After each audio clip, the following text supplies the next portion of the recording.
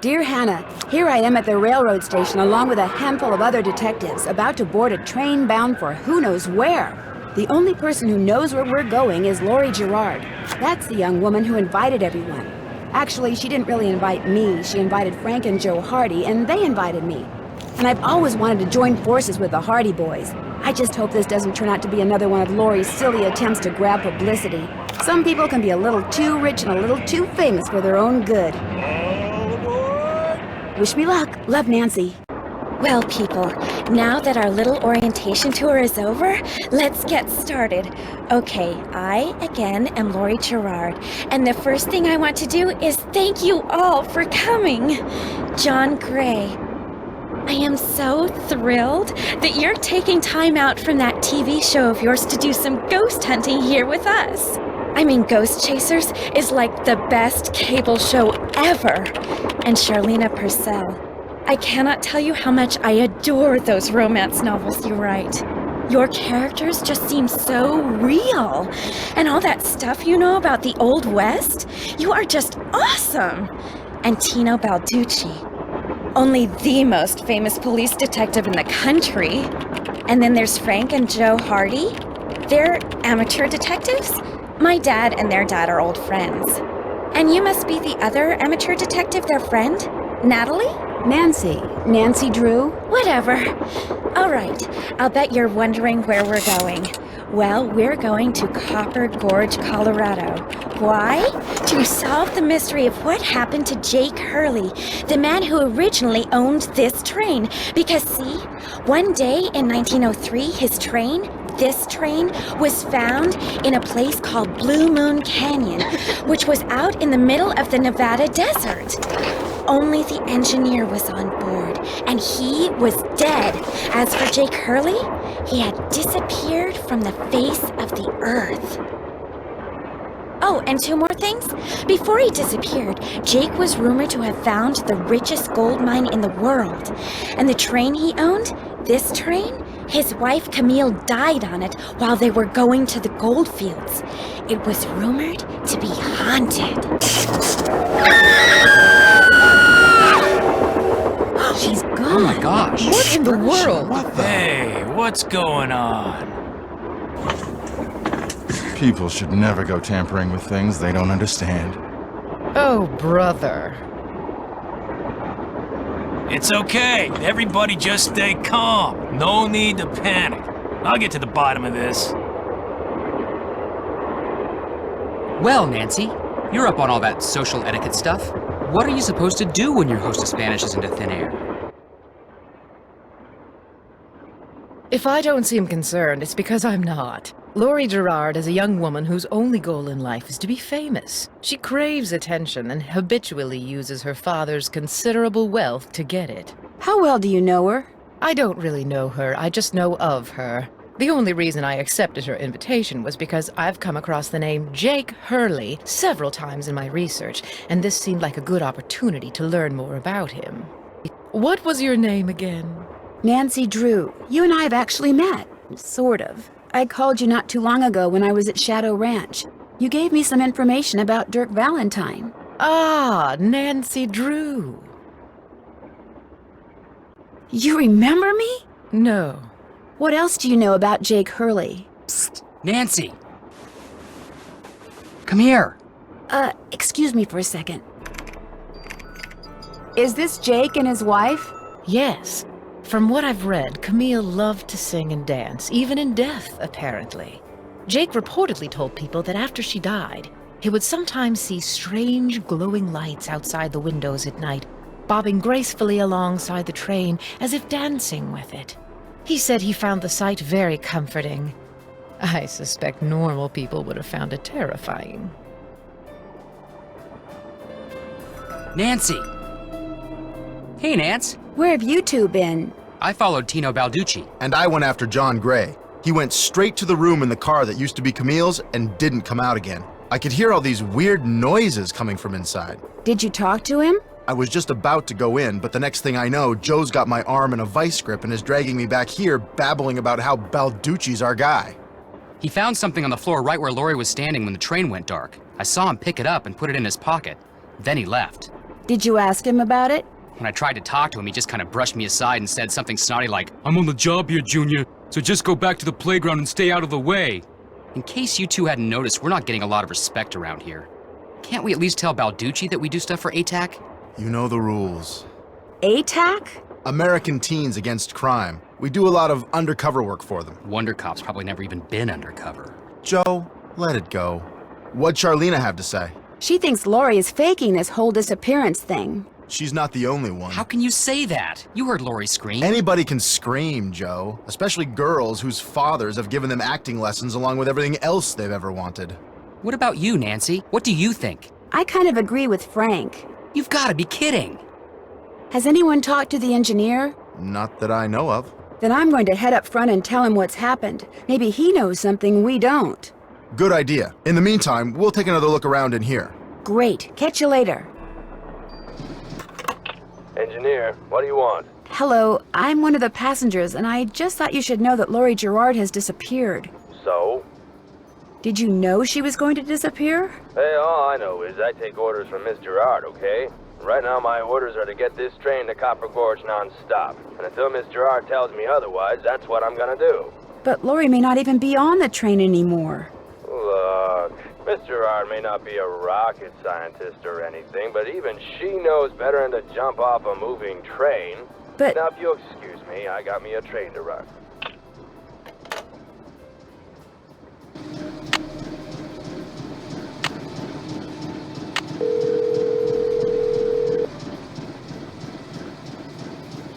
Hello? Hi, Bess. George, get over here. It's Nancy. It's about time you called. What's up? What's up? You're the one who's on the train with a bunch of famous people. You tell us. This is torture, Nancy. I'm dying of curiosity here. Bess, just calm down. Oh, like you're not just as curious as I am. She's been begging me to call you ever since she got here. Only because you've been driving me crazy. I'm supposed to be helping her paint her room, but every other brushstroke, she's like, where do you think she is now? How do you think the Hardy Boys are doing? Why do you think she hasn't called? What do you think Lori Gerard is wearing? Oh, George, that is so not true. I could care less what Lori Gerard is wearing. So come on, Nancy. You're on a train full of famous people bound for who knows where. So dish already, would ya? Bess, calm down. Look what you did. You got paint in my hair. I'm sorry. You know, actually, that looks kind of cool. Nice try, Bess. No, really. You're just saying that because you're afraid I'll bail and you'll wind up having to paint this dump all by yourself. George, I kid you not. You should seriously think about doing some major highlights in that color. What color is it? Adobe beige. Nice try, Bess. What's going on, Nan? Talk to you soon. Okay. Well, George, back to work.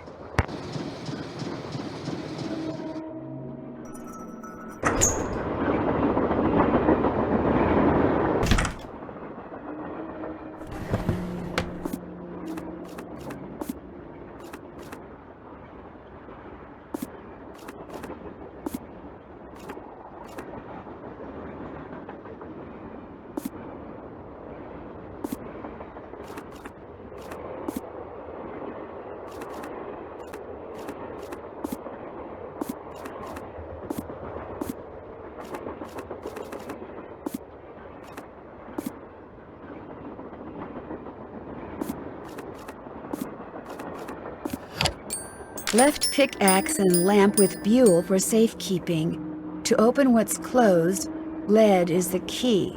Or is it lead is the key? This must have been the sleeping car.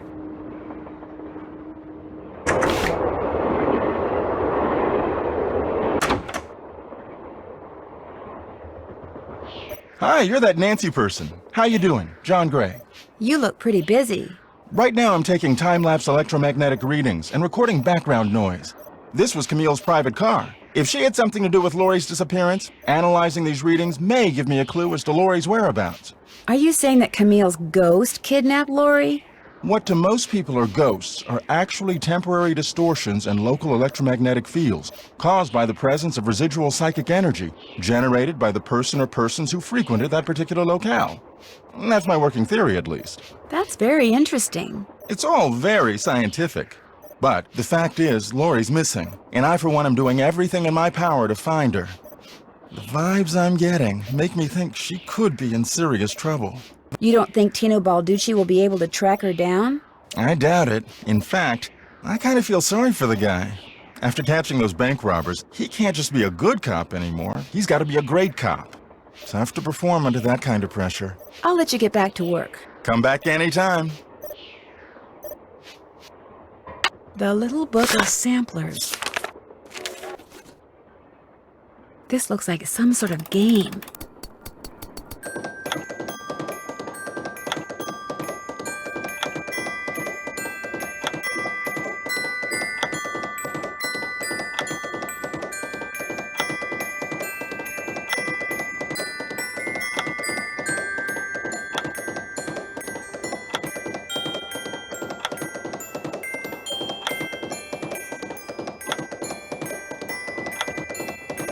I did it! Wonder what's in here.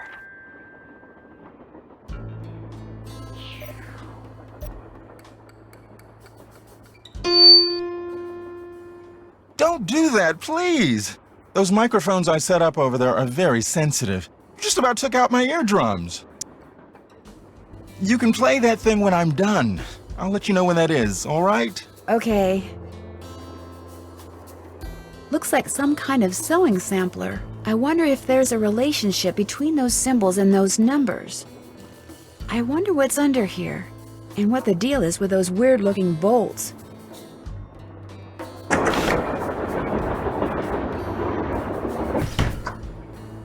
Hey, Nancy, right? That's right, Nancy Drew. Amateur detective, huh? Ever thought about becoming a real detective? You know, like me? I don't know. Do you like what you do? I love it. You, heard about those bank robberies I solved, right?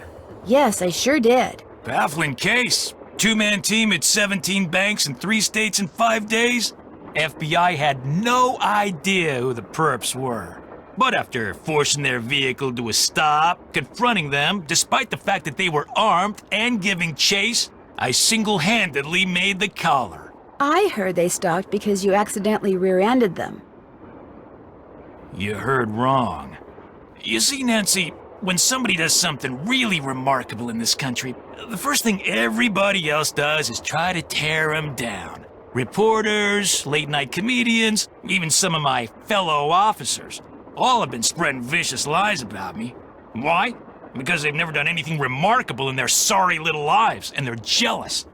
Anyway, you should look around in here. Lots of interesting stuff. This was Jake's private car, you know. I understand that you found something on the floor in the dining car. Yeah, at first I thought it was an old coin, but it turned out to be some kind of slug. Where do you think it came from? Probably been lying there for 100 years. May have served a purpose back then, but now, worthless. May I see it? Sure. In fact, here, keep it. Wear it around your neck or something. That way, when people ask you where you got it, you can tell them Tino Balducci gave it to you. The Tino Balducci. Oh, thank you. What else can I do for you? You've been a big help. Anything for a fellow detective. Looks like an old-fashioned cigar box. Wonder why it's locked. And what does AG mean?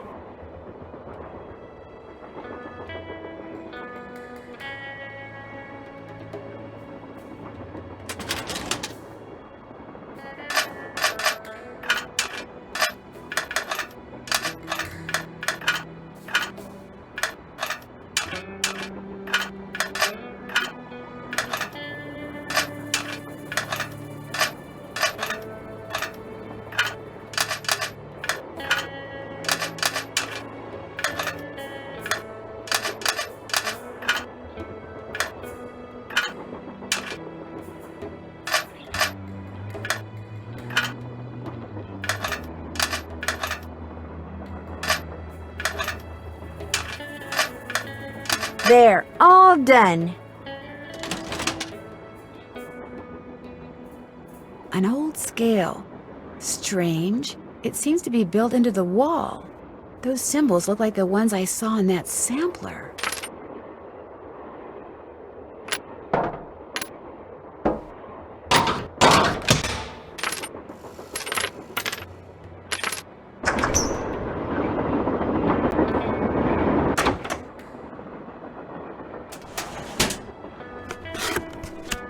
Looks like to make this thing, whatever it is, I'm going to need a spyglass, a pickaxe, and a lamp. Citrine, amethyst, zircon...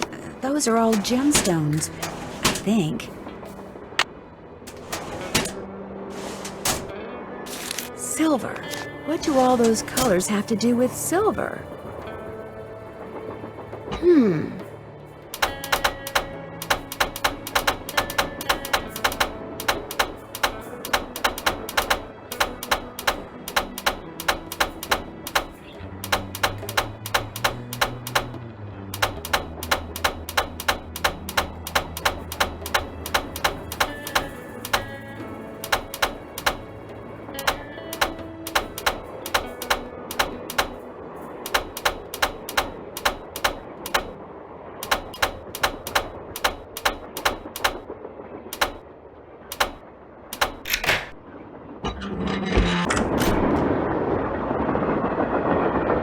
Lori? Oh my gosh! I never thought you'd be the one to find me. No offense. Nadine? Nancy. Nancy Drew. Well, as you can see, I wasn't really spirited away by ghosts or anything. That bookshelf in the dining car, you step on this thing in the floor in there, and it slides open. I practiced disappearing for weeks. So it was just all for show? Well, not entirely. See, here's the deal. My dad wound up with this train when he bought out Noram Shipping. They'd been storing it in this old warehouse outside St. Louis for so long that everybody had just forgotten about it. Anyway, after mass begging on my part, Dad had the train restored to working condition and got me an engineer and track permits and all that other stuff until finally, here we are, on our way to find out what happened to Jake Hurley. Why do you need a train to find out what happened to him? Well, see, I was one of the first people in 100 years to set foot on this train, okay? Everything was just the way it was when Jake disappeared. Except I also found this. It's a letter that Jake wrote in 1901 to his niece back east. He was real paranoid about claim jumpers, which is why he never told anyone where his mine was. But he was also afraid something would happen to him and no one would ever know where it was. So he wrote this letter to his only living relative, Ruth Kensington. Here, take it. You want me to have it? Why? Because you found me. See, in that letter, Jake tells Ruth that everything she needs to figure out where his mine is on this train. He also warns her that his wife's spirit is on the train too, which kind of creeps me out. But the thing is, to find Jake's lost mine, we need the train. How do you know this Ruth person didn't find the mine decades ago? Mostly because I found that letter in the wastebasket. It was like she'd gotten so ticked off trying to follow her nutty uncle's clues that she finally said to heck with the whole thing. What about the other people you invited on this trip? If you want to show them that letter, go ahead. It's totally up to you. We're going to Copper Gorge because that's where Jake buried Camille, so I figured his mine might be somewhere around there too. But if you think we need to go somewhere else, you just let me know and I'll have the engineer take us there. We'll talk some more later. As soon as you figure it out, let me know. The 3rd of November, but I promise. Looks like a dance floor, maybe? Okay, got my dancing shoes on. Now what? Darn, the name of the shoes is so faded I can't tell what it is. Maybe Bess and George can help me figure out who made them.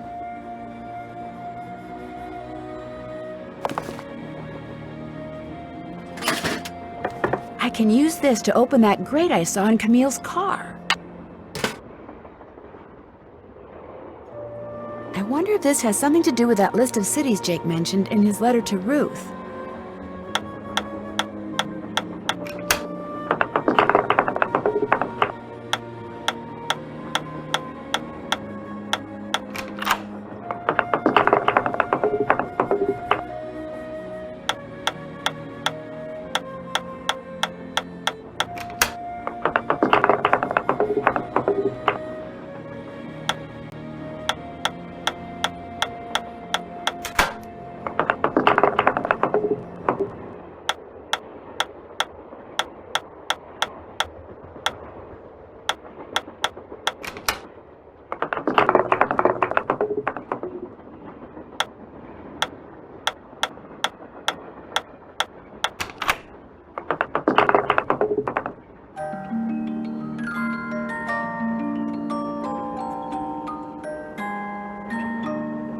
Guess I'm done. Strange. All that's left is a jumble of letters.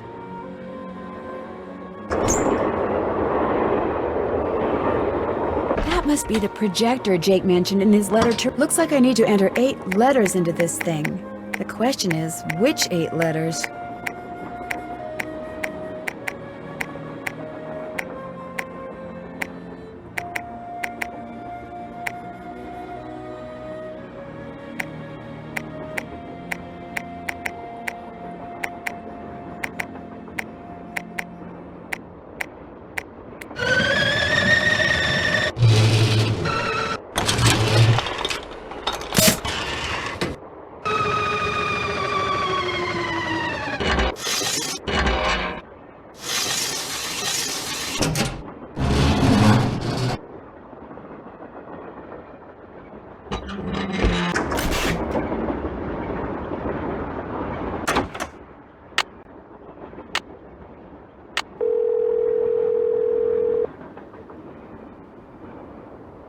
Hello? Hi, Beth. Hey, what's going on? The name of the company that made Jake's wife's dancing shoes is too faded to read, but to find Jake's mine, I need to know what it is. Hey, I know what you can do. Take a picture of them with your cell phone, then send it to us, and we'll check them out for you. But I thought you guys had to paint Bess's room. Boring. Besides, we're going to have to take a break soon because we're almost out of paint. Probably because Bess has gotten more on me than she has on the walls. Anyway, send us a picture of the shoes via cell phone as soon as you can. Actually, I already sent you a picture of the shoes. Well then, hey, we're on it. Ah, you guys are the greatest. I know. Need anything else? Catch you later. Okay.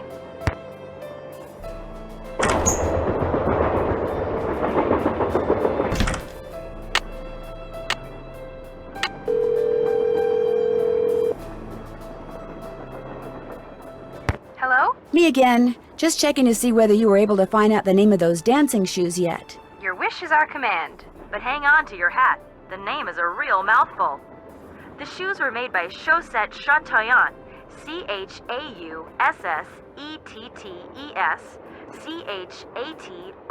CHATOYANTES.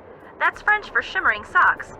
Apparently, if you were into dancing in the 1870s, that was the company to get your shoes from. Chaussette Chateauyantes. Got it. Thanks, guys. Thanks for letting us help. Catch you later. We'll be right here. Yeah, washing the paint out of our hair.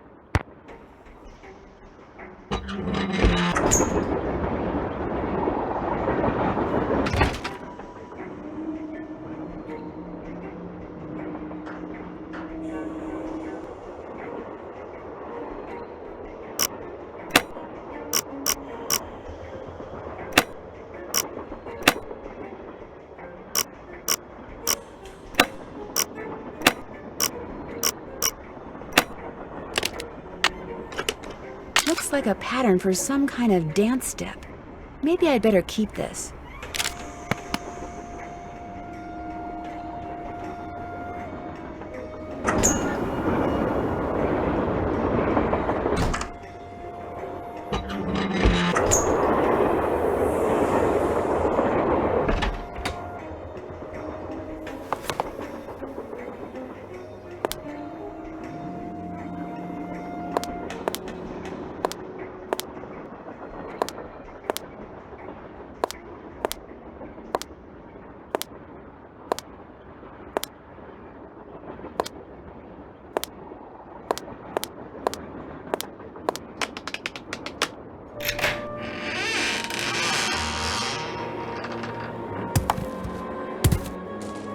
Guess Camille liked to collect dolls.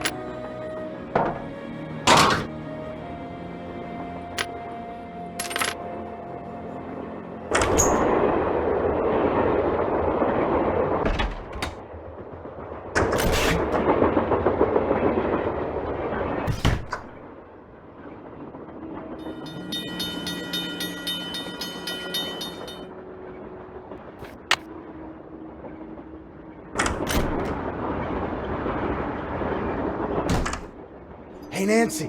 What's with the Cheshire Cat grin? You found Lori.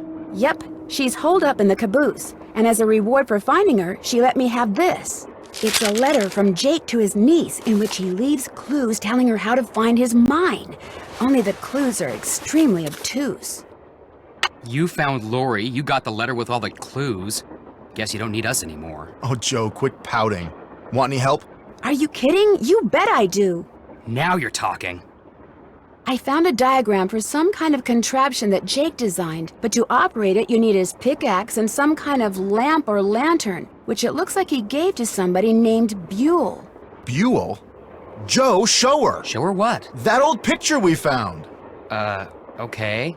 We found this on the bookshelf. See? Buell's Supplies and Pawn Shop. That's gotta be the same Buell Jake gave his axe and lantern to. Yeah, 100 years ago. And the guy was a pawnbroker, Frank. The stuff's probably long gone. Or maybe it's still somewhere in Copper Gorge. Well, that's where we're headed, so let's just hope for the best. Right. See you soon. If you need anything, just let us know. A square and a duck. Now, where have I seen those before? James Thurston. Back already? I think I know the name of Jake Hurley's engineer. James Thurston. Great! What else do you know about him? Well, nothing. Good. Good? Yeah, finding out more about him will give us something to do. We'll look into it. See you later. If you need anything, just let us know.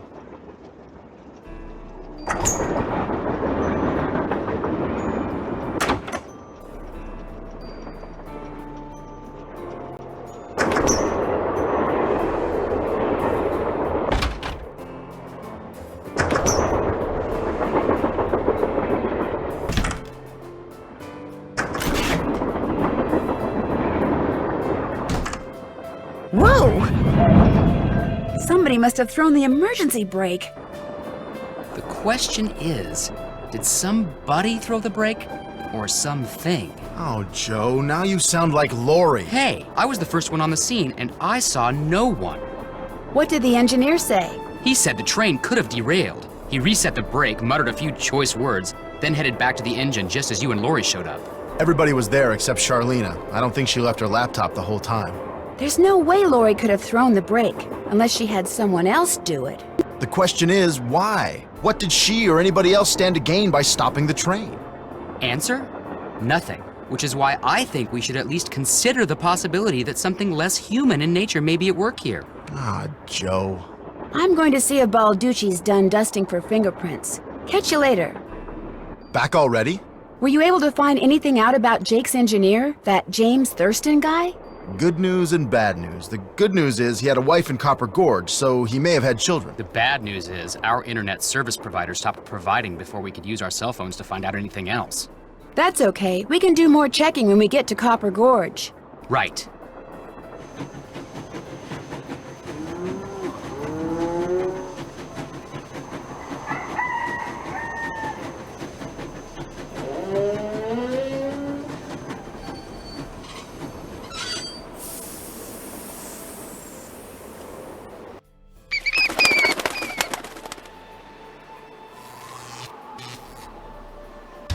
Hey there! Welcome to Buell's Old Time Taffy House. Come on over here. Welcome, stranger. Listen, you by any chance get here on that private train what's parked out yonder? As a matter of fact, yes I did. There's a rumor going around that Charlena Purcell's on board. Is that true? As a matter of fact, yes it is. Hot dang if that don't beat all. I've read every single book that gal's ever written. Best writer whatever lived. Did she get off the train too? I don't think so. She's pretty busy. Charlena Purcell herself right here in Copper Gorge, breathing the same air as me. Hot dang! Well, welcome, little missy. Go on in and take a gander at what life was like during the heyday of Copper Gorge whilst you sample some of our delicious homemade saltwater taffy. So this is some kind of museum? Why, it's the best kind of museum, sister. It's free. You can gape and gawk and ooh and ah to your heart's content. Least you can till I close up. Where'd all this stuff come from? Been in the family for years. For centuries, in fact. See, Buell was my great-great-uncle. This building used to be his general store. During the glory days back in the 1880s, he commenced a pawnbrokering. So the miners Copper Gorge was crawling with back then could raise some cash to pay for grub and tools and such. But pretty soon, the mining boom went bust. And there was Uncle Buell, stuck with a whole store full of junk. Only it wasn't junk to him. Debris from lost lives and broken dreams, what he called it. Couldn't bring himself to get rid of it. So, he passed it on to his kin. My great-granddaddy's the one who come up with the idea of turning the place into a tourist attraction. And you make money by selling taffy? Tourists just love taffy. Especially when you dangle a free sample in front of them to get them hooked. Of course, it ain't really free. Some taffy on a stick will cost you 2 tokens, which you can get by winning both those games over there. Are they hard? Danged if I know. Come to think of it, I've never played them. But you're getting me off track here, missy. Fact of the matter is they're free. Unless you go messing with the artifacts I got in here.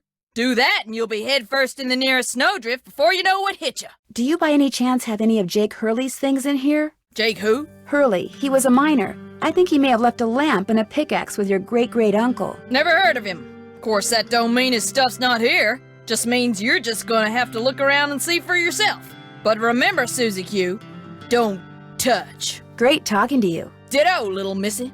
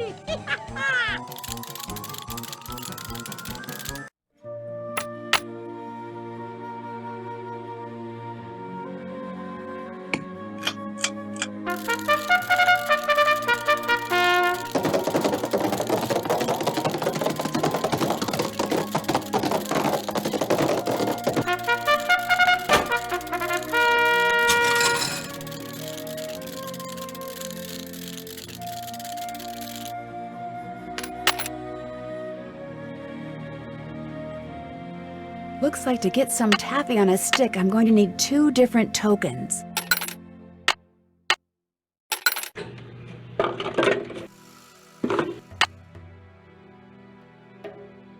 J.H. I wonder if this used to be Jake Hurley's trunk. If this was his trunk, maybe the pickaxe and lamp that I need are inside. You still here? Do you know what's in that old trunk over there? Why? You ain't been fooling with it, have you? Oh no, of course not. No, I just thought it might contain the lamp and pickaxe that I asked you about before. Well, if it does, you can forget about 'em, 'cause it's locked. None of my kin have ever been able to figure out how to open it. Not even my cousin Alvin, and he went to junior college. Would it be okay if I tried to open it? Well, now, I certainly ain't gonna let you break it open if that's what you're getting at. Oh no, I would never use force, believe me. But in order to try to get it open, I would have to, touch it. Nope, sorry, not gonna happen, little missy. Unless... Unless? Tell you what, you get Charlene Purcell to come in here so's I can shake her hand, and I'll let you fiddle with that trunk till the cows come home. You know what? I've got a better idea. Now, what could be better than me coming face to face with the lady who writes the finest literature this here country's ever seen? Well, that's just it. If you were to just meet her, you'd have nothing to show for it. Afterwards, she'd go her way and you go yours, and that would be it. But if you were to, say, get her autograph, well, then you'd have something to hang on the wall and brag about. Okay, make it so's I can meet her and get her autograph. Oh, but the thing is, she's on a deadline, and if you take her away from her writing, she may fall behind. And if she falls behind, her publisher may pull the plug. And if her publisher pulls the plug, it could ruin her career. Do you really want to risk ruining Charlena Purcell's career? Good heavens, of course not. All right, you just get me Charlena's autograph, and you got a deal. Just make sure she uses my name. I want it real personal-like. You bet. And your name is... Fatima, with an F. None of that weirdo PH stuff. Okay, Fatima. I'll be right back.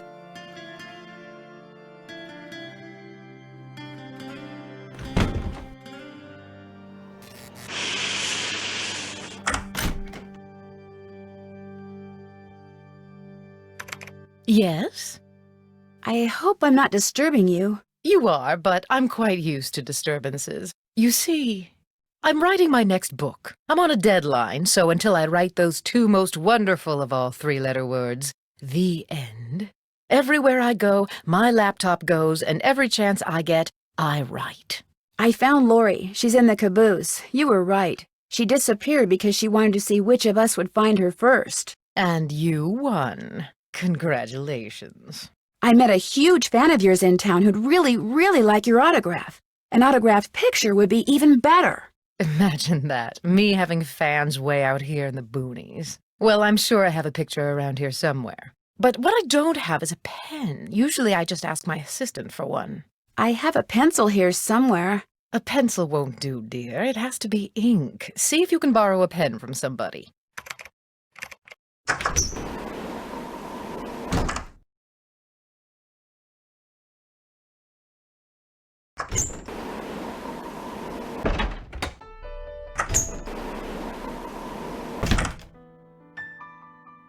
Well, it's the little lady detective. What do you need?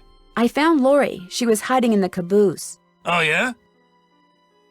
It turns out that slug wasn't so worthless after all. That slug?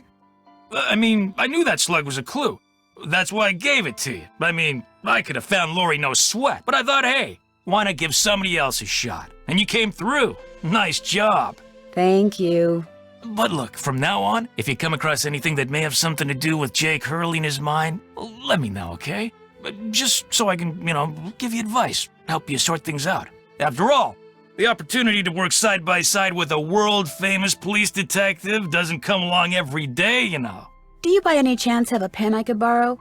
Why, I'm surprised at you. Don't you know that every detective should carry a pen? Actually, I carry a pencil. Well, as it happens, I got lots of pens. Tell you what, if you can play that Leapin' Lizards game I found over there and do better than I did when I played it, which shouldn't be that hard seeing as how smart you are, I'll give you a pen. What do you say? Sounds good to me. Okay, the object of the game is to get rid of as many lizards as you can by jumping them with other lizards until you can't jump anymore. Last time I played, I wound up with just 5 lizards. If you can wind up with only 4, the pen's yours.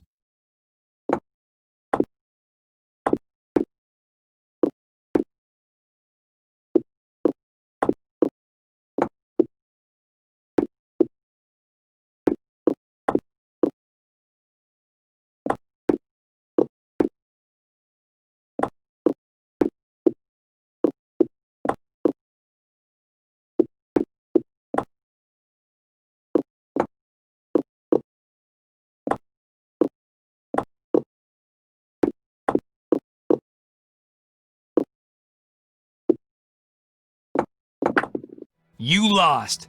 Guess you're not so smart after all. Try again. Well, sure.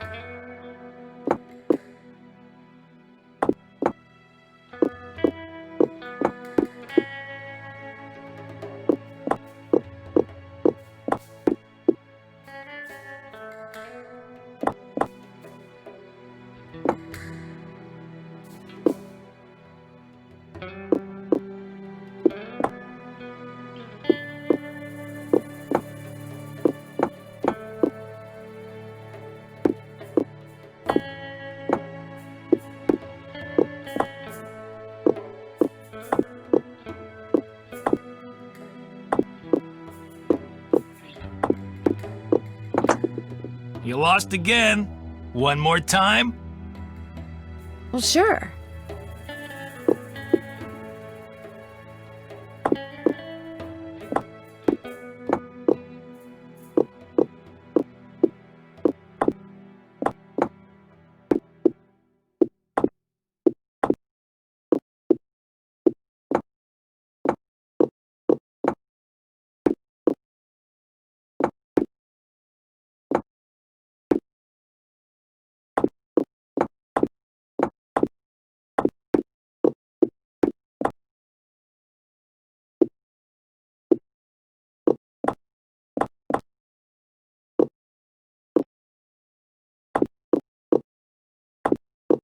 I did it! I won! Talk about luck. Here's your pen. What else can I do for you? Hope I didn't take up too much of your time. Anything for a fellow detective.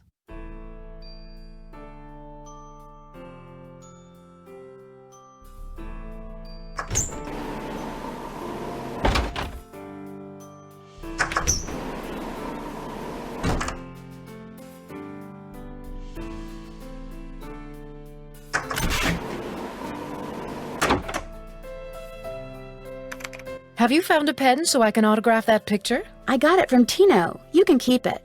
If you could have it say, to Fatima, that'd be great. There you go. Anything else? I should get going. All right, then.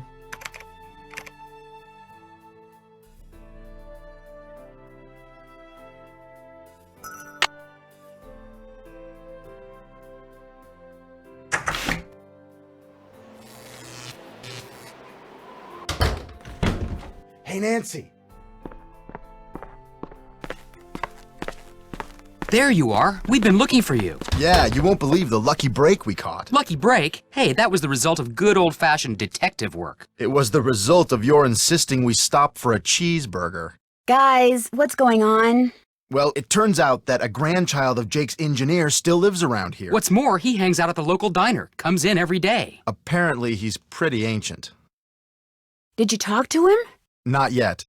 The thing is, the owner of the diner wouldn't agree to point the guy out unless one of us fills in for his short-order cook. He's got to go home and wait for the cable guy or something. And since Joe here barely knows how to boil water, guess who got the job? Way to go, Frank. Oh, and get this. Balducci convinced Lori that Jake's mine is somewhere right here in Copper Gorge, so he, Lori, and John Gray are hiking up the mountain out there even as we speak. Like that bumblebrain's gonna find anything. Sounds like now might be a good time to do some serious poking around on the train. Good thought. Hey, I better get going. Wish me luck. I'll go with you. You can make me a cheeseburger. Got that autograph? Got something better, an autographed picture. Hot dang! She spelled my name right and everything. Go ahead, little missy. Have a go at that trunk. Whatever's inside, it's all yours. Welcome back. Great talking to you. Be right here if you got any questions.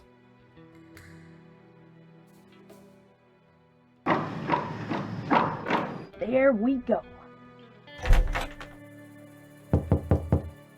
Yes, You startled me. Do you work here? I do. Are you looking for someone? Yes, Camille Hurley. She died back in the 1800s. Ah, Camille. Beautiful crypt, wonderful view, good drainage. Whoever buried her must have loved her very much. May I go inside it? You may, but unfortunately you can't. Why not? I accidentally dropped the key down the grate that's in front of the crypt. If you can retrieve it, you can keep it. I'm having another one made. But if you do go into the crypt, just remember, you won't be alone.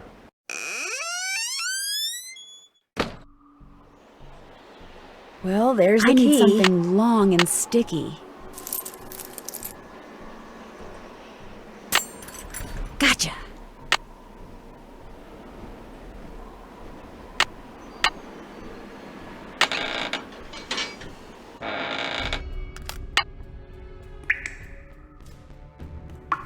C-U-P-B. This indentation looks familiar.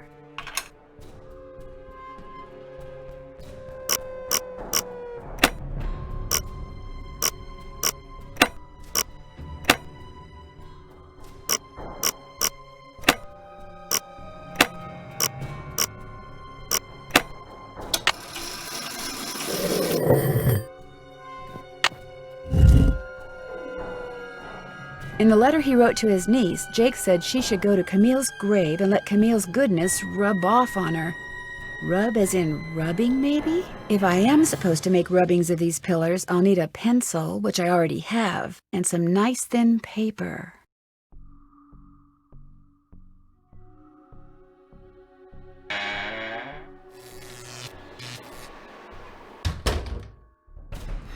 This indentation looks familiar.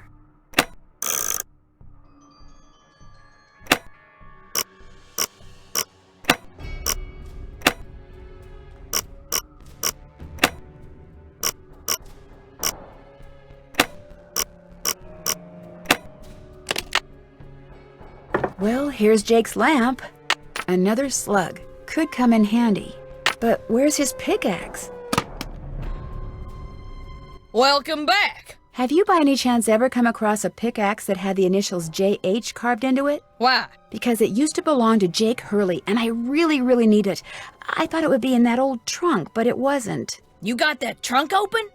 Wait till I tell Cousin Alvin. He thinks he's so smart. As for that pickaxe, so happens I got it upstairs in my kitchen. Use it to open the coconuts Aunt Lucy sends me every year from Hawaii. Do you think I could have it? Why, no, you can't have it. How would I open them coconuts? But your great-great-uncle, do you really think Buell would approve of you using something that belonged to some poor miner to open coconuts? Oh, okay. I'll let you have the pickaxe. After you do something for me. Sure. I got a bunch of taffy over there what needs sorting. Just follow the directions that are posted by the machine. Them belts get moving pretty fast, so you gotta keep your wits about you. While you're doing that, I'll fetch that pickaxe. You got a deal.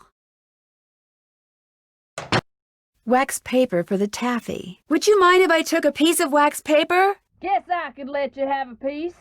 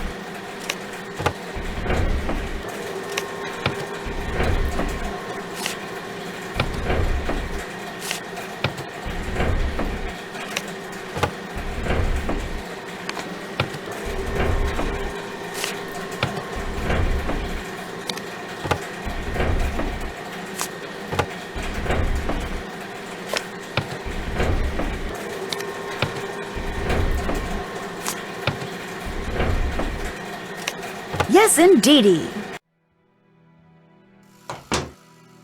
Got that taffy sorted? No problem. That was easy. You sneak any freebies while you were at it? Oh no, I would never do that. Well, ain't you the goody two-shoes? Truth is, wouldn't have minded too much if you had, long as you fessed up to it. Here's the pickaxe. Cracked the handle pretty bad on the last batch of coconuts. You sure you want it? Positive. There you go. Don't hurt yourself. I won't. Thank you.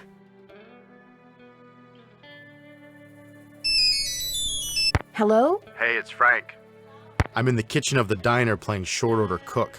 Has that grandchild of Jake's engineer showed up yet? Just came in with this lady who's even older than he is. And get this, he's a retired miner, so every time I finish an order and ring the pickup bell, he thinks it's the mine shaft elevator bell. And for some reason it makes him start telling his lady friend about his grandfather. You mean you ring the bell and he starts talking about James Thurston? Exactly. Of course, 5 seconds later, he's rambling on about something totally unrelated, but I just fill an order, ring the bell, and ding, he picks up right where he left off. That is, unless I fill the order wrong and the waitress chews me out. She's got a voice like a chainsaw, very distracting. Sounds like you better keep your ears open and your nose to the grindstone. I am, just wanted to keep you posted. Well, good luck. Thanks, talk to you soon.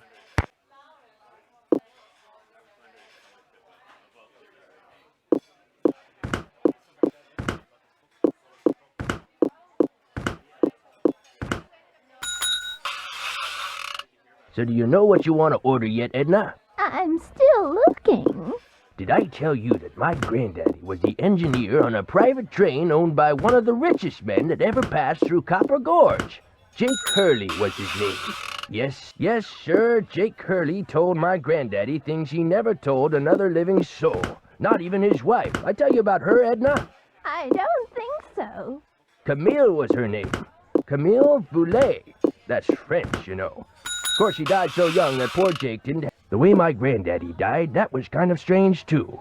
I ever tell you how my granddaddy died? No, I don't think you did. My daddy, he came home from school one day to find a railroad official telling his mom that Granddad been found dead in Blue Moon Canyon, Nevada. He was in the engine of Jake Hurley's train, just kind of slumped over with his hands still on the throttle. Hey, look, Mr. Temporary Cook Person. If I served this, my customer would throw a fit. Just make me what's on that check, okay? That cook had better get on the stick or we're all gonna go deaf out here.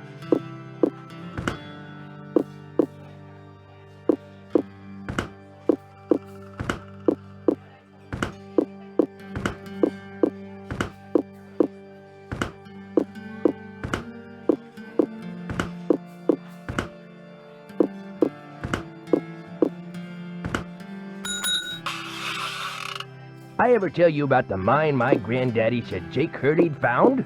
He found a mine? But the craziest thing Jake Hurley ever did was tell Granddad the secret to finding his mine. He made him swear to tell it to my daddy and nobody else. Eventually my daddy, he told me, and it was so bizarre that I remember it to this day, though I sure don't understand how it'd help anybody find his mine. But since my daddy didn't tell me not to tell anybody, this is what crazy Jake Hurley told Granddad, word for word. The eye of the tiger is fixed on a star. Zircon lies in fingers that scar. Amethyst floats in a hand from the deep. Citrine is what the foul mouth shall keep. Tourmaline by a soft arm is ensnared. Peridot rests at the foot of the mare. The eye of the tiger is fixed on a star. Zircon lies in fingers that scar. Amethyst floats in a hand from the deep. Citrine is what the foul mouth shall keep. Tourmaline by a soft arm is ensnared. Peridot rests at the foot of the mare? Frank, are you sure that's what he said? I'm positive. Are you sure that's all he said? Look, this guy was old, okay? I mean, we're talking Jurassic. And guys that old don't joke around. They don't have time to. What you just heard is what I heard, word for word. See you soon. You better.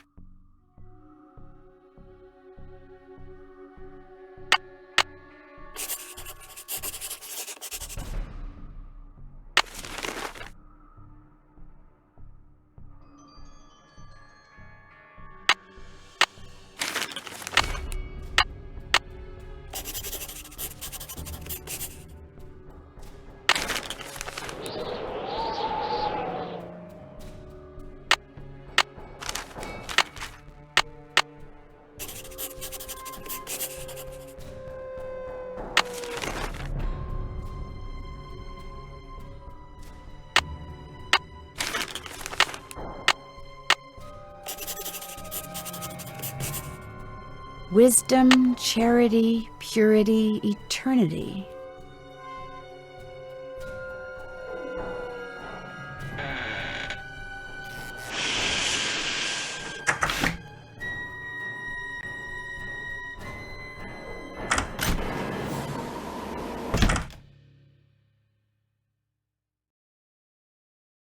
I need 4 numbers to unlock this, and there's, what, 10,000 possible combinations? Guessing could take me a while. More pipes to connect.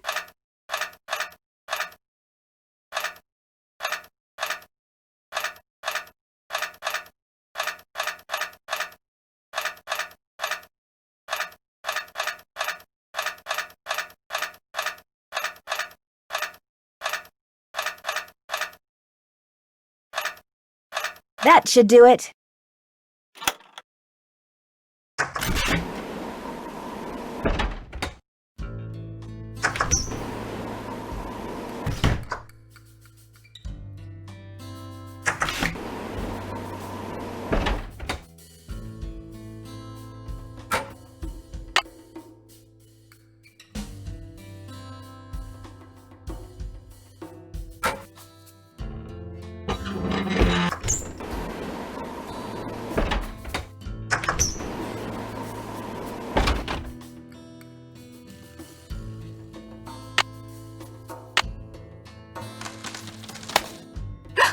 Oh no. How can I repair what this? I need is some duct tape.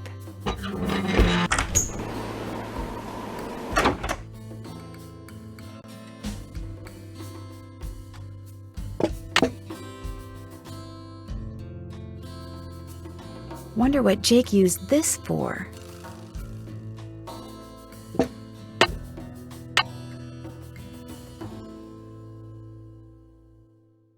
Wonder what Jake used this for. Wonder what Jake used this for.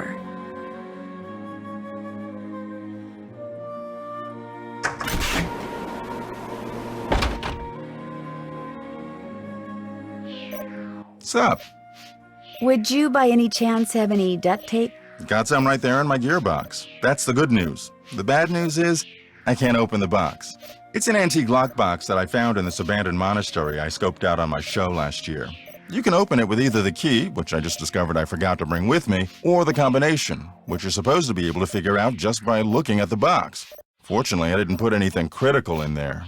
I've never tried to open it without the key, but if you want that duct tape, go ahead and give it a shot. Thanks, I think I will. If you get it open, the duct tape's all yours. There's an image on each of those buttons. They tell a story, maybe? I bet the animals should start from the left shore.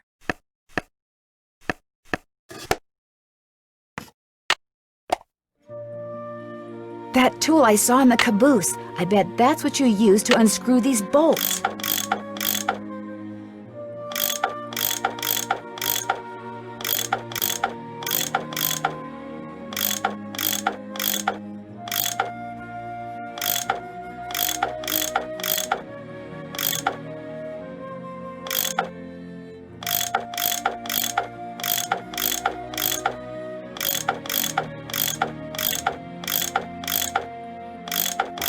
More pipes. Why am I not surprised?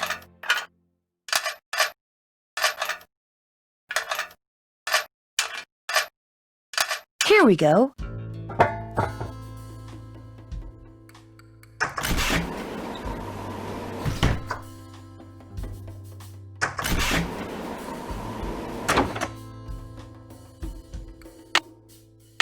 There, good as new. Nothing happened. This contraption is obviously powered by something, but what?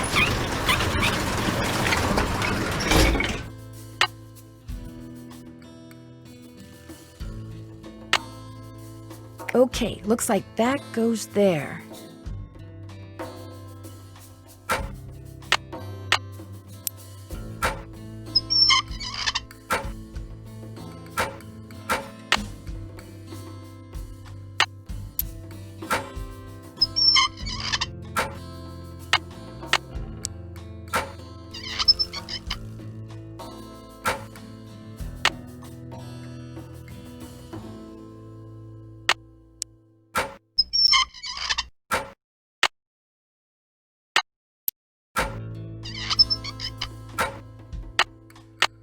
Nothing happened. The jewels must not be in the right place. Nothing happened. The jewels must not be in the right place.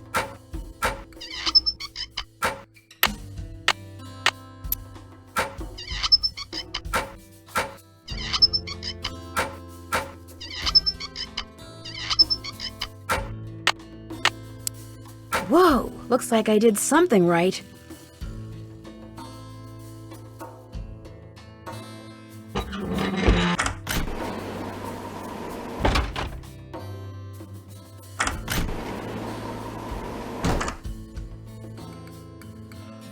What shall I play?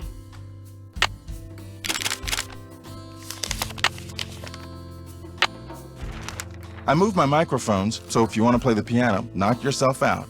Thank you.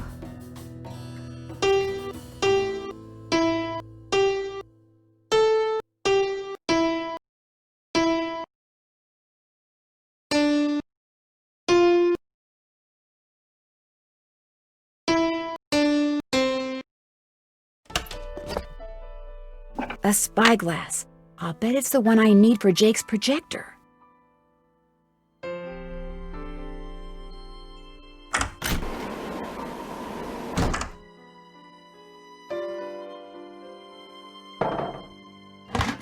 carbide. Just what I need to make that lamp I found work.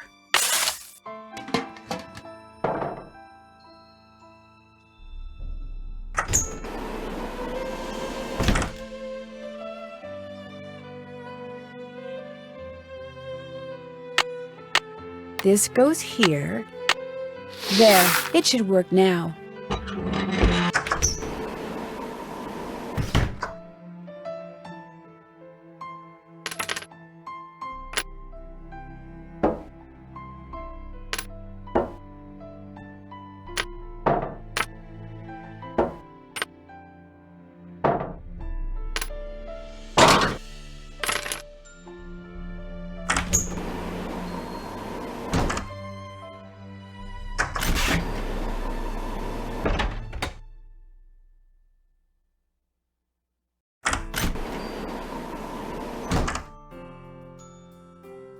And naturally, we have still more pipes.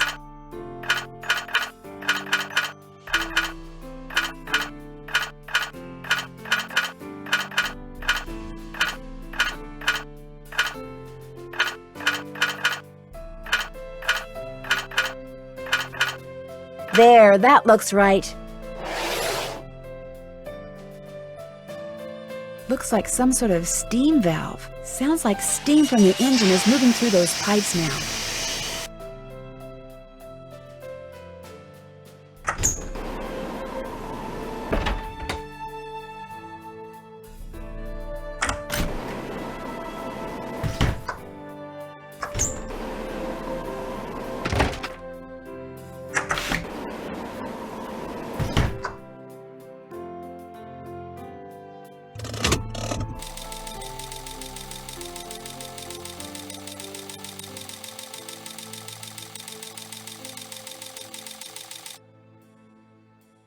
And we have liftoff.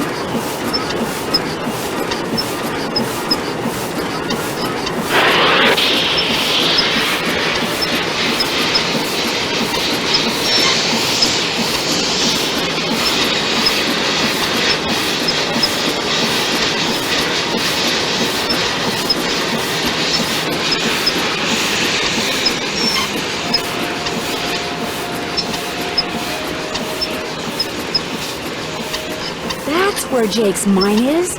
Brimstone Canyon.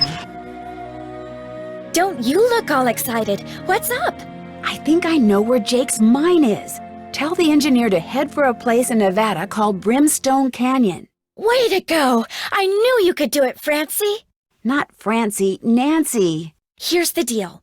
When we get there, I'm going to make sure that you get to be the first one to check out the mine. I'll call everyone together in the dining car, and while we're in there, you slip off the train. Will 10 minutes be enough of a head start? That'd be great. Think of it as your reward. Of course, anything you find in the mine is, well, mine. So if I find out that you've taken something without telling me, let's just say things could get ugly. Don't worry, you can trust me. I have the feeling that thanks to you, we are about to discover something huge. Great job, Amy. Thank you. All aboard.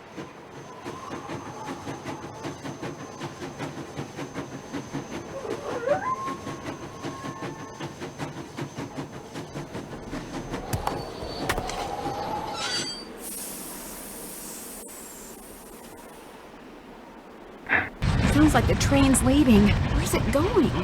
Well, Frank and Joe will make sure it comes back for me. I hope.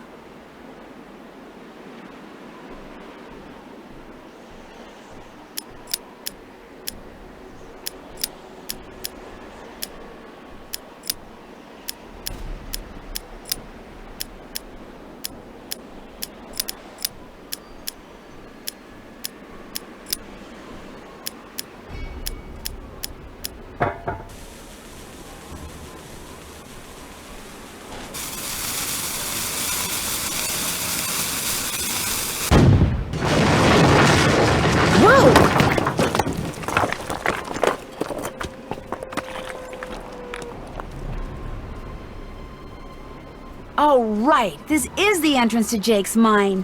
Whoa, what's going on here? Jake's color wheel seems to be pointing toward purple. Wow, glowing lizards. Cool, but weird.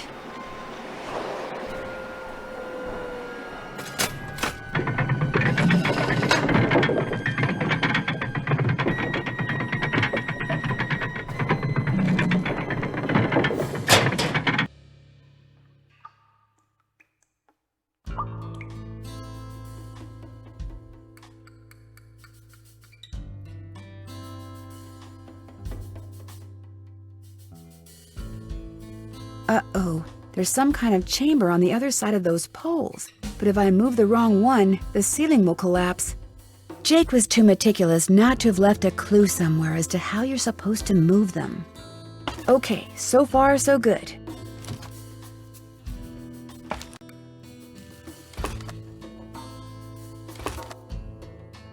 I should be able to get through there now. Jake Hurley, I presume? Camille. It figures he'd be... Looks like a letter. April 14th, 1865. Your humble friend, Abe. Oh my gosh! This is from Abraham Lincoln! And April 14th is the day he was assassinated. This letter must be worth a fortune. That's just what I thought, too! See, what I didn't tell you when I gave you that letter Jake wrote to Ruth is that I also found his diary, which is how I found out he'd gotten to be friends with President Lincoln, and that he'd gotten a letter from Abe that he knew would be so valuable someday that he always kept it on his person. Can I have it? Sure.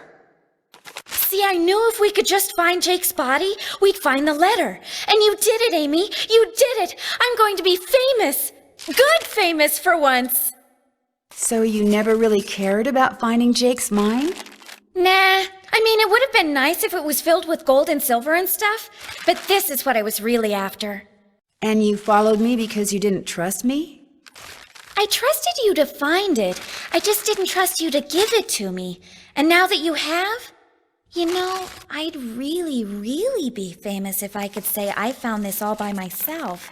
But even if I got you to lie for me, how do I know you'd keep lying?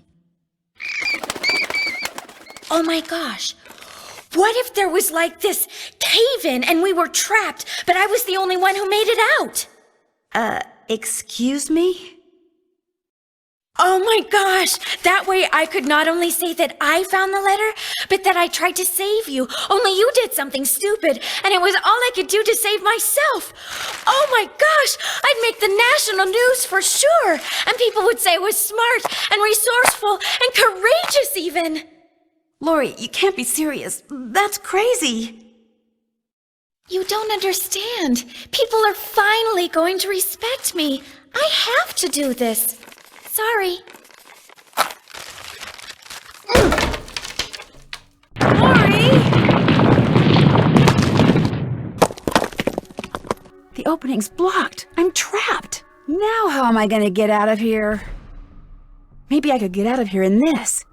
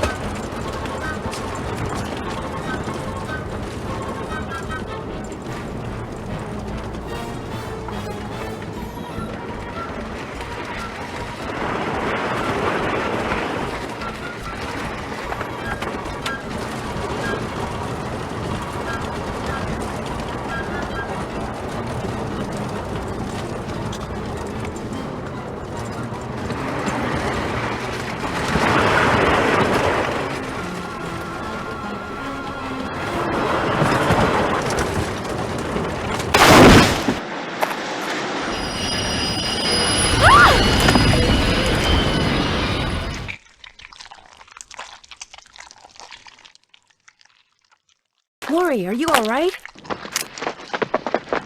Nancy! Is everything okay? It is now. As soon as we discovered you and Lori weren't on the train, we jumped off and hightailed it back here. What the heck's going on? I'm sure Lori will be glad to tell you all about it. Darn you, Natalie! It's Nancy. Dear Hannah, some hostess Lori Gerard turned out to be. When her father heard that she'd tried to seal me up in that mine, he canceled all her credit cards and said that from now on, Lori'll have to support herself. She has yet to stop crying. Tino Balducci told reporters that he knew what Lori was up to all along, and said he let Frank, Joe, and me solve the case so we amateurs could enjoy his limelight. Joe was just about to belt him when a big argument broke out between John Gray and Charlena over whether John had really recorded Camille's ghost. She started calling him a crackpot, and then he started calling her a hack. Then, well, let's just say that soon the press was no longer interested in what Tino had to say. As for Jake Hurley, it turns out that his letter from Abe Lincoln is worth a small fortune. Pretty ironic, huh? Jake spent his whole life searching for gold, when all along he possessed something far more valuable. His uncanny knack for making friends. Love, Nancy.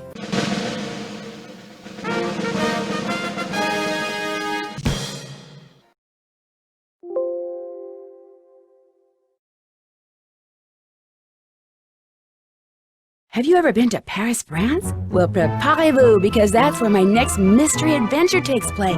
I'm going to be the assistant to Minette, a famous fashion designer. I'll be working undercover to find out why she's been acting so peculiar lately, throwing tantrums, firing people. She's even started wearing a mask for no apparent reason. Her studio is in this spooky-looking centuries-old moulin. That's French for windmill. Of course, that doesn't have anything to do with her strange behavior. Or does it? Only one way to find out. Help me solve my next case. Danger by design. À la prochaine!